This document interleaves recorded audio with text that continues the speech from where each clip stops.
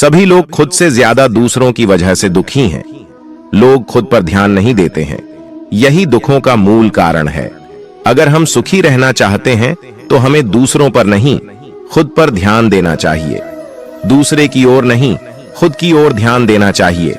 दूसरों से नहीं, खुद से प्रतिस्पर्धा करनी चाहिए। अपनी योग्यता पर भरोसा रखें। यही सुखी जीवन के सूत्र हैं। शिष्य ने संत से कहा कि गुरुजी, कृपया दुखों को दूर करने का कोई रास्ता बताएं। मैं परेशानियों से हार गया हूं। गुरु कहा कि पहले सबसे सुखी व्यक्ति के घर से एक मुट्ठी अनाज लेकर आओ, फिर मैं रास्ता बताता हूं। सभी के जीवन में अलग अलग परेशानियां रहती हैं। जो लोग धैर्य के साथ इनका सामना करते हुए आगे बढ़ते रहते हैं, वे जीवन में सुख शांति प्राप्त कर लेते हैं। जो लोग धैर्य खो देते हैं, उनके सामने और ज्यादा समस्याएं बढ़ने लगती हैं। एक लोक कथा के अनुसार पुराने समय में एक शिष्य परेशानियों की वजह से बहुत निराश हो गया था। उसने अपने गुरु से कहा कि कृपया मुझे दुखों को दूर करने का कोई उपाय बताएं। संत बहुत ही विद्वान थे। वे अपने शिष्य को अच्छी तरह जानते थे। उन्होंने कहा कि मैं तुम्हें उपाय तो बता दूंगा, लेकिन पहले गांव में जो सबसे सुखी व्यक्ति हो, उसके घर से मुट्ठी भर अनाज लेकर आओ। शिष्य गुरु की आज्ञा पाकर गांव में सबसे सुखी व्यक्ति खोजने निकल पड़ा। उसे एक व्यक्ति दिखाई दिया जो अपने घर के बाहर शांति से बैठा हुआ था। शिष्य ने सोचा कि यह सबसे सुखी होगा, इसीलिए आराम से बैठा है। शिष्य ने उस आदमी को अपने गुरु की आज्ञा बताई और कहा कि आप मुझे गांव में सबसे ज्यादा सुखी व्यक्ति लग रहे हैं। कृपया मुझे अपने घर से मुट्ठी भर अनाज दे दें। यह सुनकर वह व्यक्ति क्रोधित हो गया। उसने कहा, आज सुबह सुबह ही मेरा पत्नी के साथ झगड़ा हो गया है। पत्नी की वजह से रोज नई नई समस्याएं सामने आ जाती हैं। वह मेरी कोई बात नहीं मानती, हर काम अपनी मर्जी से करती है। समझ नहीं आ रहा है उसे कैसे ठीक करूं। शिष्य वहां से आगे निकल गया। कुछ देर बाद उसे फिर एक व्यक्ति दिखाई दिया।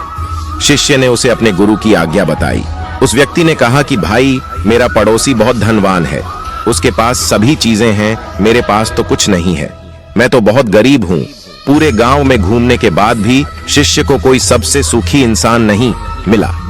वह गुरु के पास लौट आया। गुरु को पूरी बात बता दी। गुरु ने कहा कि सभी लोग खुद से ज्यादा दूसरों की वजह से दुखी हैं। लोग खुद पर ध्यान नहीं देते हैं। यही दुखों का मूल कारण है। अगर हम सुखी रहना चाहते हैं तो हमें दूसरों पर नहीं, खुद पर ध्यान देना चाहिए। अपनी बुराइयों को दूर करें। कभी भी किसी दूसरे व्यक्ति से प्रतिस्पर्धा न करें। प्रतिस्पर्धा करनी ही है तो स्वयं के किए हुए पुराने कामों से करें। कभी भी दूसरों पर भरोसा रखकर कोई काम न करें। अपनी योग्यता पर भरोसा रखें और उसी के अनुसार काम करें। यही सुखी रहने का सूत्र है। बुजुर्ग लोगों का अनुभव हमें बड़ी बड़ी परेशानियों से बचा सकता है। इसीलिए समय समय पर घर के बड़ों की सलाह लेते रहना चाहिए।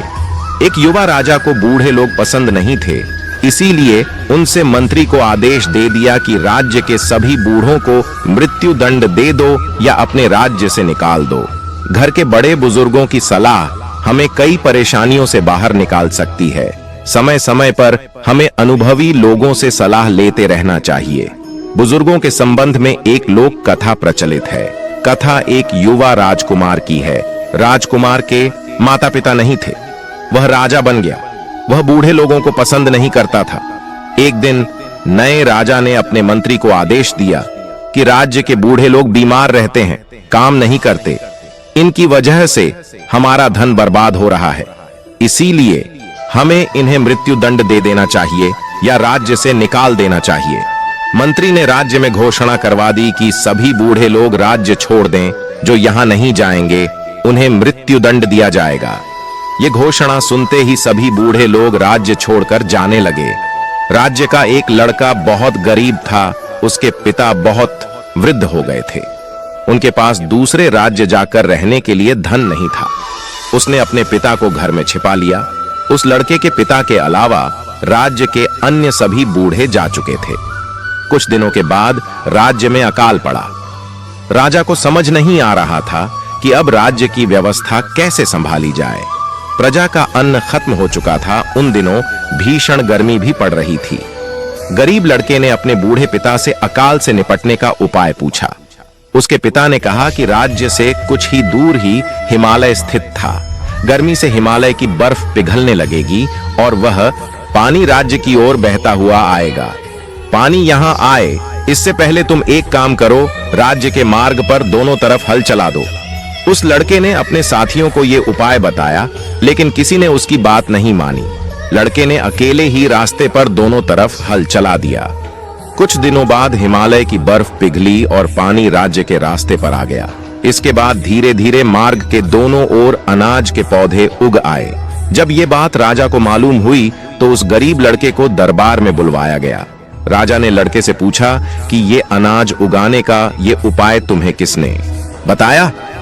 लड़के ने कहा कि राजन, ये उपाय मेरे पिता ने बताया था। आपने जब बूढ़ों को मारने का आदेश दिया था तो मैंने उन्हें अपने घर में छिपा लिया था। यह सुनकर राजा ने उस बूढ़े व्यक्ति को भी दरबार में बुलवाया।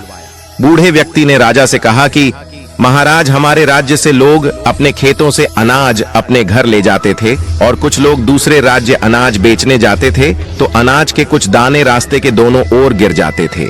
जब मेरे बेटे ने रास्ते की दोनों तरफ हल चलाया और हिमालय का पिघला हुआ पानी वहां पहुंचा तो वो दाने अंकुरित हो गए और अनाज उग गया। ये बात सुनते ही युवा राजा को अपनी गलती का एहसास हो गया। उसे समझ आ गया कि वृद्ध लोगों का अनुभव हमें कई समस्याओं से बचा सकता है। इसीलिए राजा ने राज्य के सभी वृद्ध लोगों को वापस अपने राज्य में बुला लिया। जीवन में समस्याएं आती जाती रहती हैं। समस्याओं से डरकर रुकना नहीं चाहिए। निरंतर आगे बढ़ते रहने से सफलता मिल सकती है। एक दुखी व्यक्ति ने संत से कहा कि मैं बहुत परेशान हूं, कृपया मुझे अपना शिष्य बनाएं, क्योंकि मेरे जीवन की समस्याएं तो खत्म ही नहीं हो रही हैं। बुराई करने और सुनने से हमारे विचार भी होते हैं दूषित। किसी के लिए बुरी बातें न कहें। अगर हमारे अच्छे काम के बारे में कोई दूसरा बताएगा तो सफलता का महत्व और अधिक बढ़ जाता है। जो लोग ये बात जानते हैं कि हमारी बोली अनमोल है, वे हर बात को अच्छी तरह सोच समझकर बोलते हैं।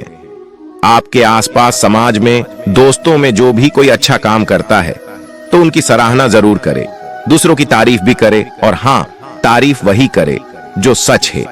ये एक ऐसा तरीका है जिससे आप अपने मुंह से अपनी तारीफ बिना किए दूसरों अपनी तारीफ करवा सकते हो। आप जब किसी की तारीफ करते हैं तो वो आपको अच्छा इंसान मानने लगता है और आप उनकी पसंदीदा लोगों की सूची में शामिल हो जाते हो, क्योंकि तारीफ सुनना सभी को अच्छा लगता है। चाहे वो ऐसा जताना चाहे कि उसे तारीफ से कोई फर्क नहीं पड़ी रिश्ता, पर सच यही है कि खुद की तारीफ सुनना सबको पसंद है। आप जब किसी की तारीफ करते हो, उनके काम की सराहना करते हो, तो वो आपकी तारीफ ही करेगा और आपके बारे में अच्छा ही बोलेगा। अगर आपने 10 अलग अलग लोगों की तारीफ की, उनकी सराहना की और बदले में वो आपकी तारीफ करते हैं, तो आप सोचिए, आपने जिनकी तारीफ की वो 10 अलग अलग लोग थे, पर वो 10 आपकी तारीफ कर रहे हैं, वो आप अकेले हो, तो तारीफ के सौदे में फायदा किसका हुआ? आपका।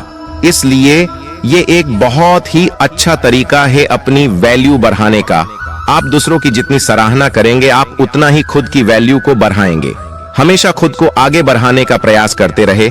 यदि आप स्टूडेंट हैं तो अपना सारा फोकस अपने करियर को बनाने में लगाए, क्योंकि जब तक आप लोगों को कुछ करके नहीं दिखाओगे तब तक खुद की वैल्यू नहीं बना पाओगे। अगर आप कहीं जॉब करते हैं तो नई स्किल सीखे, खुद को अपडेट करे, खुद की ग्रोथ के लिए टाइम दे। अगर बिजनेस कर रहे हैं तो अपने बिजनेस को आगे ले जाने के लिए कोशिश करते रहे।